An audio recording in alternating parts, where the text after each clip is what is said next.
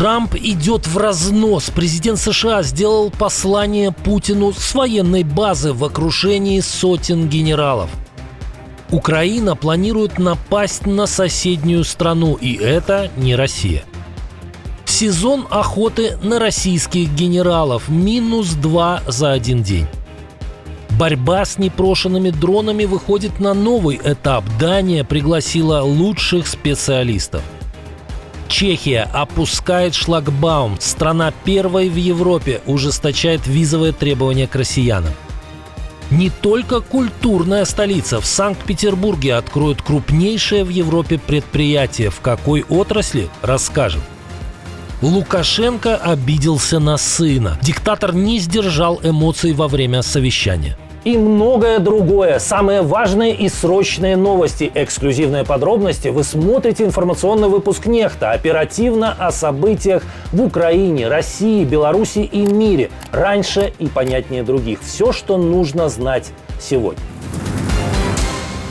Дональд Трамп в ударе. Президент выступил с речью перед сотнями американских генералов на военной базе морской пехоты в Вирджинии. В выступлении нашлось место и для Владимира Путина. И какое? Я сказал ему: знаешь, ты плохо выглядишь. 4 года воюешь в войне, которая должна была занять неделю. Ты что, бумажный тигр? Досталось и бывшему президенту России. На него работает очень глупый человек, который упомянул слово «ядерное». Дмитрия Медведева Трамп назвал, цитирую, «каким-то очень тупым человеком». Президент США напомнил, как поступил в ответ на безрассудное высказывание заместителя председателя Совбеза.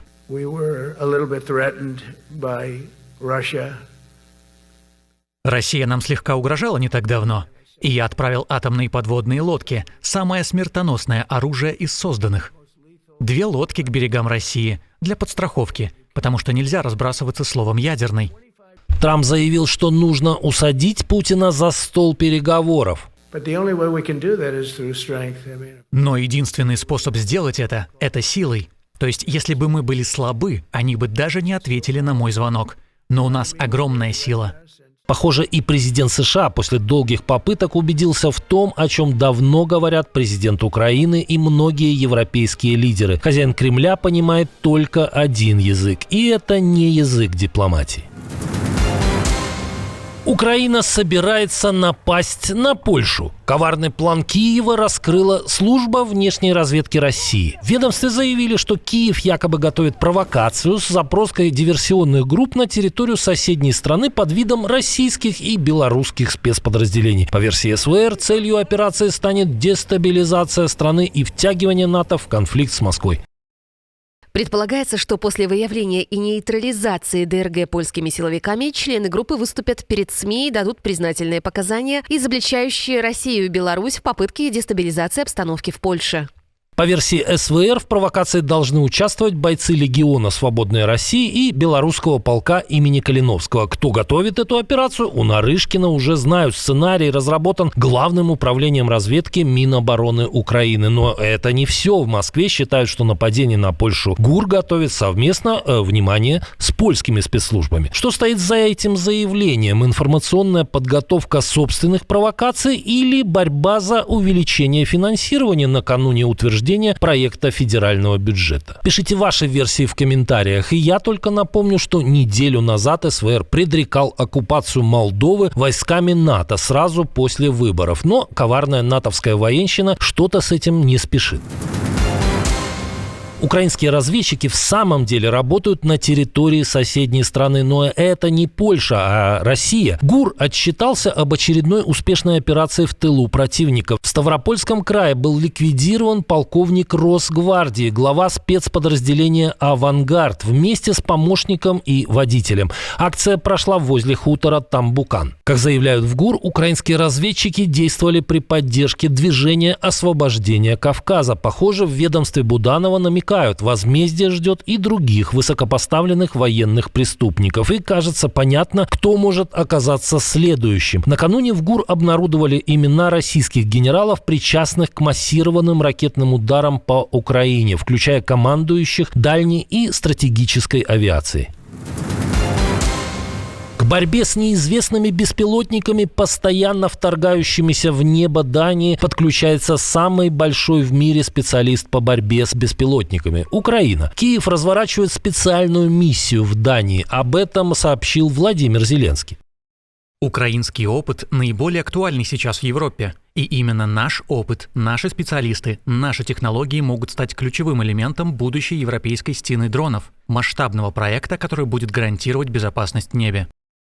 По словам президента Украины, главнокомандующий ВСУ Александр Сырский уже предоставил первый отчет с места миссии. Зеленский отметил, что результаты работы украинской команды в Дании лягут в основу сотрудничества и с другими европейскими странами.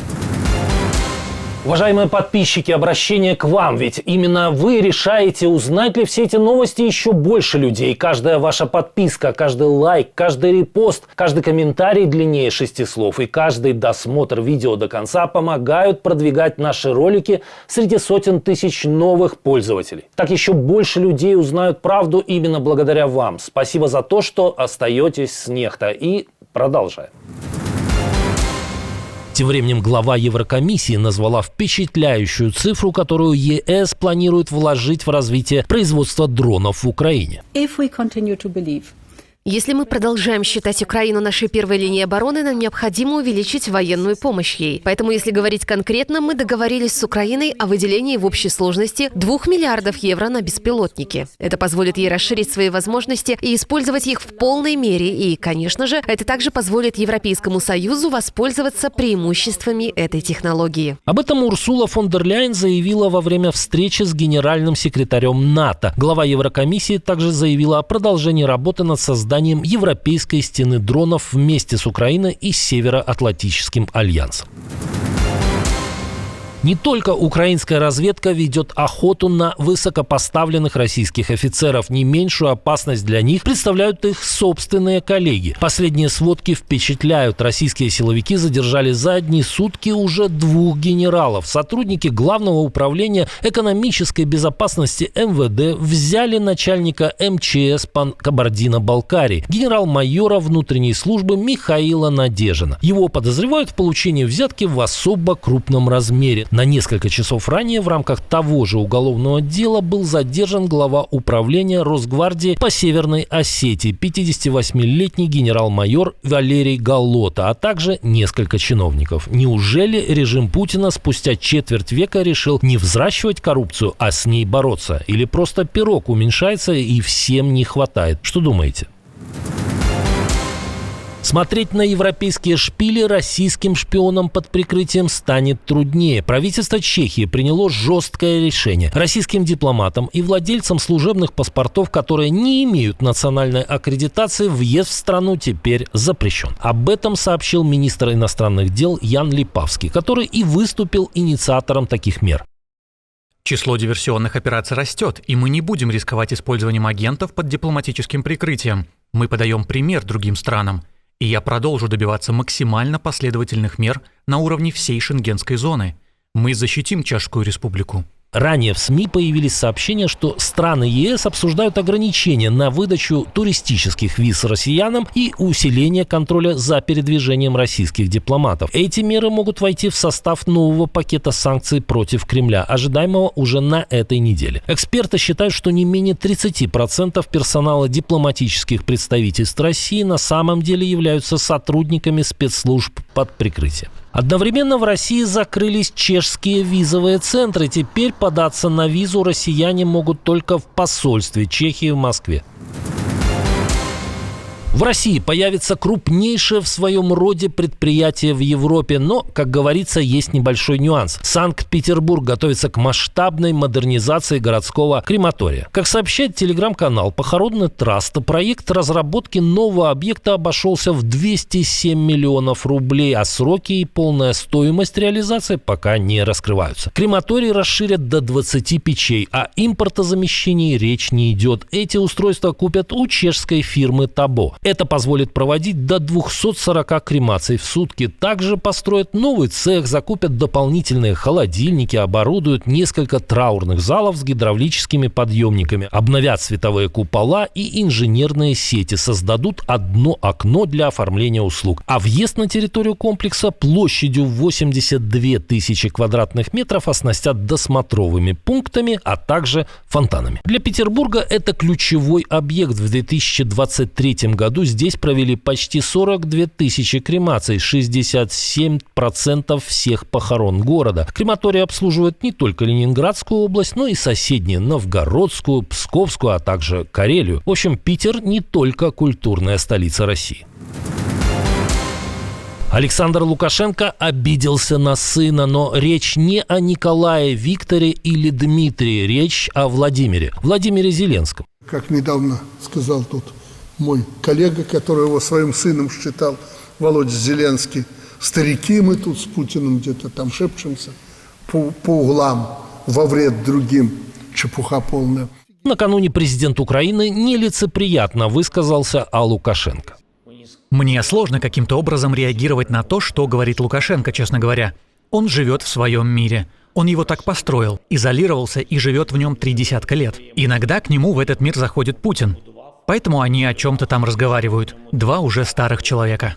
Учитывая то, что сделали Путин и Лукашенко в отношении Украины в последние годы, Зеленский, на мой взгляд, проявил верх дипломатии. Эти два персонажа заслуживают гораздо более интересных эпитетов. Чувствую, комментариев будет много.